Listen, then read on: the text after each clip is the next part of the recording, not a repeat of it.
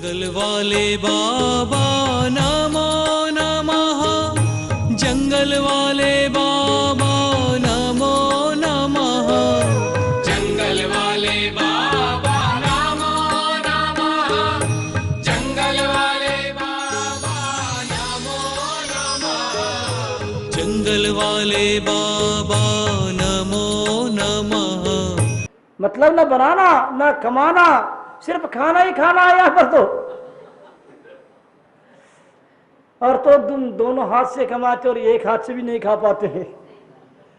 तुम दोनों हाथ से कमाते और एक हाथ से भी नहीं खा पाते हैं। और निर्ग्रंथ संत एक हाथ से भी नहीं कमाता और दोनों हाथ से खाता है। मैं तुम्हें दोनों हाथ से खिलाऊंगा और तुम्हारे मीनू सब मंजूर, कुछ नहीं करना। पर मीनू ही बोलते ना, तुम्हें जो जो चाहिए वो ही खिलाऊंगा। महाराज हम पानी नहीं पियेंगे, दूध ही दूध पियेंगे, हलवा पूड़ी ही खाएंगे, तुम्हें नमकीन तो खिलाऊंगा ही नहीं और खाने बंद करने भी नहीं दूंगा, ध्यान रखना। लेकिन विचार करो, फिर भी संसारी प्राणी सिर्फ राग द्वेष विषय कषा और मोह के कारण वहां पर जाकर के अपने आप को समाप्त करना। क्या बचता है बोलो? क्या अस्तित्व रहता है बोलो?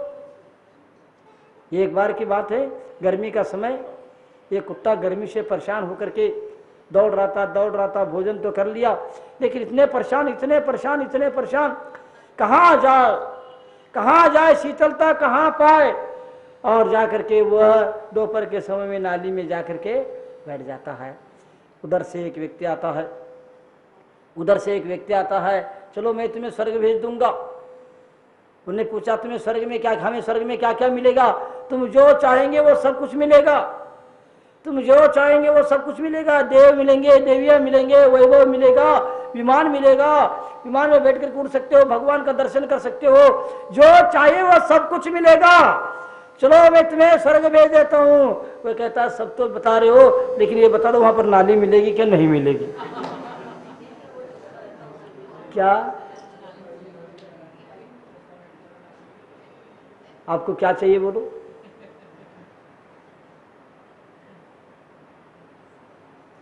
कुछ भी नहीं लगता आप लोगों को?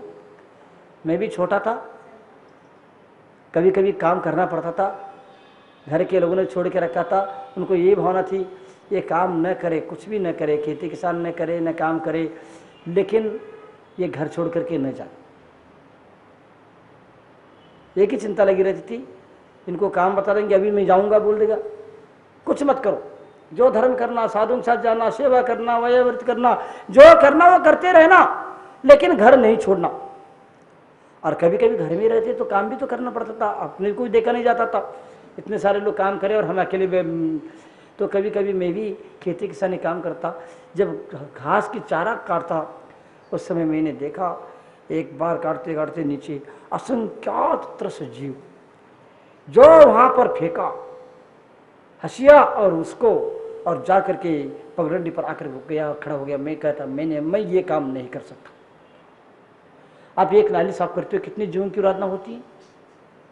असंख्यात बिल बिलाते हुए असंख्यात त्रस जीव, कितने जीव। बंधुओं, संसारी प्राणियों, देखो, चला करके उसमें मत फंसो। इसीलिए सम्यक दृष्टि को वहां पर आनंद नहीं आता, रुकना पड़ता है, रुकता नहीं है। इसीलिए जलते भिन्न कमल है कहाँ है, वो जानता है। वह उसमें रह करके भी उससे जल में जिस प्रकार कमल जल में कीचड़ से निकलता है, लेकिन वह उससे भिन्न रहता है, उसी प्रकार सम्यक दृष्टि वह क्या करता है, सब कुछ दिखता है, लेकिन उनको सुंदरता नहीं आती है, आनंद नहीं आता। वो मजबूरी में रुकना पड़ता है, करना पड़ता है। तुम्हें भी करना पड़ रहा है तो समझ लेना तुम सम्यक दृष्टि है। और यदि तुम चला करके जा रहे हो, रसपथ न जाना चाहते हो, सब लोग कह रहे जाओ तो जाओ, महाराज जाए प्रवचन सुनो, काय के लिए बैठे हो? बेटा मैं अपने नाती को खिला दूंगा, मैं तेरे को परेशान नहीं करूंगा। कोई ना कोई बहाना लेकर के वही चक्कर काटते रहते संसारी प्राणी। देखो मोह माया के जाल को देख लेना। परिवार के हर व्यक्ति कह रहा है जाओ उठो, काय के लिए परेशान कर रहे हो, खा लिया पी लिया नाश्ता कर लिया, जाओ प्रवचन सुनो, बैठो, यहाँ पर क्यों बैठे हो। लेकिन फिर भी इतने बोलने के बाद भी अपने स्वाभिमान को खो करके वहीं पर पड़ा रहता है। संसारी प्राणी की दुर्दशा को देखो, कितना गंभीर विषय है, कितना विचित्र लगता है। कोई ना कोई बहाना निकाल लेगा, वो रो रहा है उसको रख लेता हूँ, ये कर लेता हूँ, मैं झाड़ू लगाता हूँ, मैं तुमको साथ देता हूँ, ये काम में लगे रहते हैं बिना मतलब के। यदि रहना पढ़ना अलग होता है और रहना बुद्धिपूर्वक रहना अलग होता है। इसीलिए मैं कहता हूँ बार बार आप लोगों के लिए कहना चाहूँगा कि सम्यक दृष्टि को ड्यूटी दिखती है, ब्यूटी नहीं। क्या दिखती है?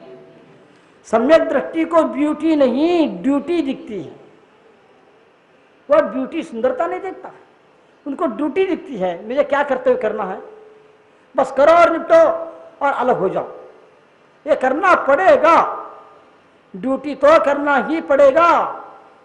सम्यक दृष्टि को ड्यूटी दिखती है, ब्यूटी नहीं। लेकिन आज तो ड्यूटी गायब हो गई, सिर्फ ब्यूटी ही ब्यूटी रह गई। अब तो विचार करेंगे, अपने जीवन को सार्थक बनाओ।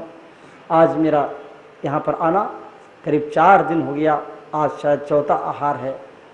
और आप लोगों के लिए मैं जो दे सकता था, मैं जो कर सकता मैं किया, और आप लोगों में मैंने दिल खोल करके काम किया। इतने अच्छे काम किया, इतने अच्छे प्रभावना किया। जो 4 महीने में काम नहीं होता वो सारे काम 4 दिन में आप लोगों ने करके दिखाया है। इतने अच्छे प्रभावना, और ये प्रभावना कि सिर्फ मंदिर तक हमारी प्रभावना सीमित रह जाती है, पूजा पाठ तक रह जाते हैं, बाहर कोई पूछने वाला, सोचने वाला, सुनने वाला नहीं रहता। लेकिन प्रबुद्ध वर्गों के बीच में सबको हिला देने वाले काम आप लोगों ने करके रखा है और आनंद भी खूब लिया है। इसी प्रकार अनादिकालीन जो क्रोध द्वेष विषय कषाय की जो श्रृंखला आ रही है, रोज 24 घंटे में एक बार उस श्रृंखला को तोड़ देना। 24 घंटे में एक बार 10-15 मिनट के लिए उस श्रृंखला को तोड़ देना। वो कैसे टूट सकता है महाराज? वह मानवता से टूट सकता है, नैतिकता से टूट सकता है, धर्म से टूट सकता है, स्वाध्याय से टूट सकता है, अभिषेक से टूट सकता है, पूजन से टूट सकता है, आहार दान देने से टूट सकता है। ये श्रृंखला तभी टूटेगी। लेकिन उस श्रृंखला को टूटने के लिए द्रव्य क्षेत्र काल का परिवर्तन और देव शास्त्र का समागम किए बिना ये श्रृंखला टूट नहीं सकती है। ये श्रृंखला टूट नहीं सकती है। तुम्हारे जो आज रोज के वस्त्र पहनते हैं, उस पहनने के बाद तुम्हारे भावों में विशुद्धि नहीं आ सकती, परिवर्तन नहीं सकता, पुनः राग द्वेष और बढ़ सकता है। लेकिन एक बार 10 मिनट के लिए 16 के कपड़े पहन करके देख लो, विशुद्धि कितनी बढ़ जाती है। 10 मिनट के लिए भी 16 कपड़े पहनते तो विशुद्धि कैसे बढ़ जाती है? ये निश्चित है। मैं ये कहना चाहूँगा, अपने राग द्वेष की श्रृंखला जो परंपरा अनंत काल से आई है, उसको रोज कम से कम 10 मिनट तोड़ दिया करो बस। ऐसे निमित्त को अपनाओ, सेवा भाव से, सदाशय से, उच्च विचार से, उच्च आचार से, धर्म कर्म से, सन्मार्ग से, सत्संग करके आदि के माध्यम से उस श्रृंखला को विराम दो। लेकिन इसी श्रृंखला के लिए, इसी श्रृंखला को आगे बढ़ाने के लिए क्रोध मान माया राग द्वेष विषय कषाय आदि को, ईर्ष्या जलन आदि को आगे बढ़ाने के लिए धर्म कर्म नहीं करना, सत्कर्म नहीं करना, धर्म का आड़ इसके लिए नहीं लेना, संतों का समागम इसके लिए नहीं करना।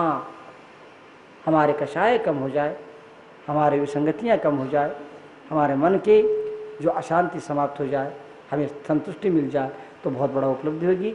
मैं मुनि करने के लोगों से बार बार कहना चाहूँगा, आप लोगों के लिए मेरा बार बार आशीर्वाद है, आप लोगों की भावना है। मैं निश्चित रूप से अभी चातुर्मास के बीच में 4 महीने बाकी है, 4 महीने बाकी है। 4 महीने बाद चातुर्मास की स्थापना होगी। क्या बोल रहा है? हाँ, कहाँ 2? अभी वैशाख चल रहा है, वैशाख ज्येष्ठ आषाढ़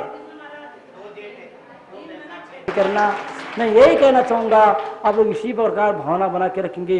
ये उतार चढ़ाव, ये पैसा, ये रुपया, ये शरीर, ये सुंदरता, ये महल, ये परिवार तुम्हें काम आने वाला नहीं है।